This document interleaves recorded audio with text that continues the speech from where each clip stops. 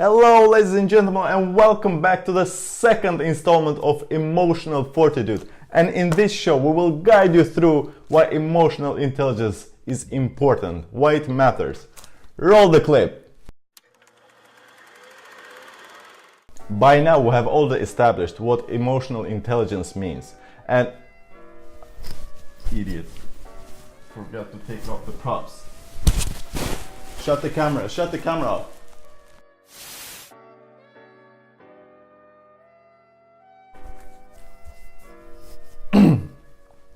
So by now we have already established what emotional intelligence means. And for those who haven't watched the first video, no worries, it's just 2 clicks away. That one is laying the foundation to what EQ stands for. This video covers the importance of understanding the inner self in order to navigate in all areas of life. I have noticed one particular reoccurring argument when I talk about these things. People want to live their lives and express all of their emotions. I couldn't quite fathom such reaction. I guess my approach wasn't that effective, bringing up all these big things that could potentially help to protect people's feelings from outwardly factors.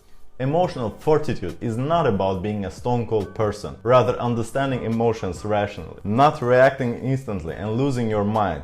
I mean, that's why they call it losing it, disconnecting mind from your body. Emotional and logical has to synergize in order to maintain the balance and extract best possible action, not a reaction, for that particular emotional trigger. Nor is it about suppressing and avoiding feelings, rather facing them, feeling them, processing them, and letting them go without clinging onto them. It's about not letting them to be a part of you, your identity. It's about not letting them to become an attachment.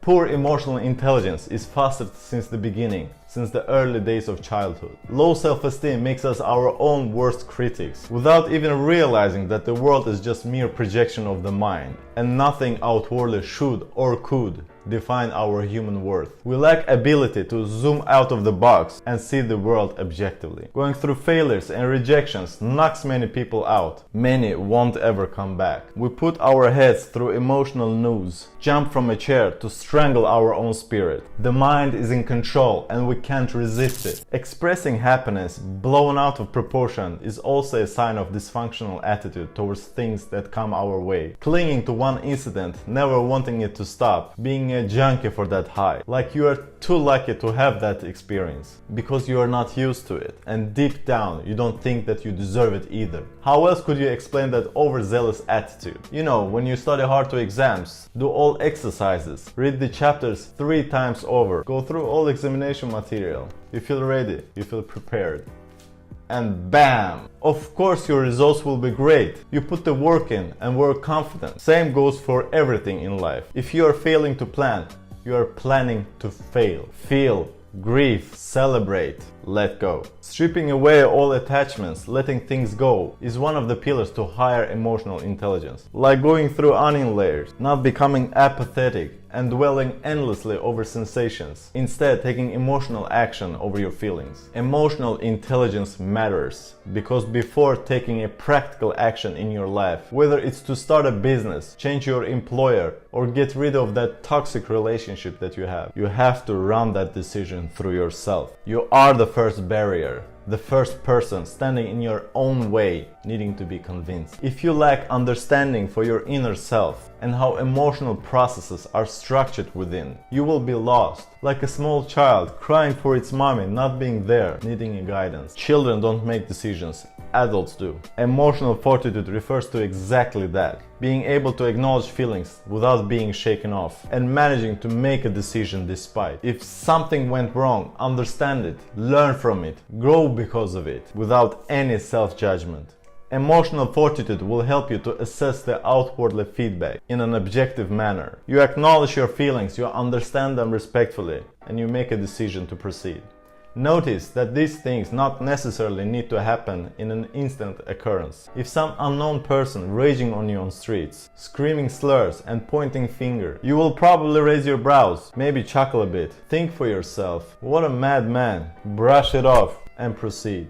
If you experience loss in the family, it will take more time to process those feelings, to let them sink in and reach the level of inner peace in order to move on with your life. Pain and suffering is unavoidable. Life is a torture challenge for the consciousness that accommodates this body of yours. Challenges are a tool to push you through adversities so that your higher mind evolves to open up and release all limitations, to spread itself into universe. You hear often people talk about making the world a better place. That's how you do it, and that mission starts with you.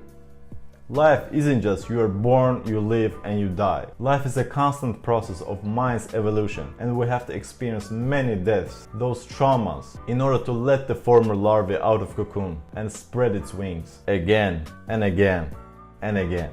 And that's what reincarnation is about. Not dying and being reborn 100 years from now. You die in this life and you become reborn in this life. Anyway, those thoughts are for some another video. If you haven't suffered and experienced trauma, you haven't lived. Trauma is an epic culmination of all hardships expressed as stuffed away emotions. Emotions that eventually explode when the mind and body are desynchronized. When your old life strategies don't work anymore. We have to die to the past to let the new self be reborn. Each time becoming wiser, more intelligent and peaceful. Suffering is a consequence of trials and tribulations, a consequence of failures in life. Emotional fortitude will make that journey much less painful and grant you many perks while at it. It's better to fail 1,000 times and feel the pain of it, which will eventually lead to a joyful and fulfilled life, than tap out early and feel the agony of unrealized potential on your deathbed. Or saying, "Out.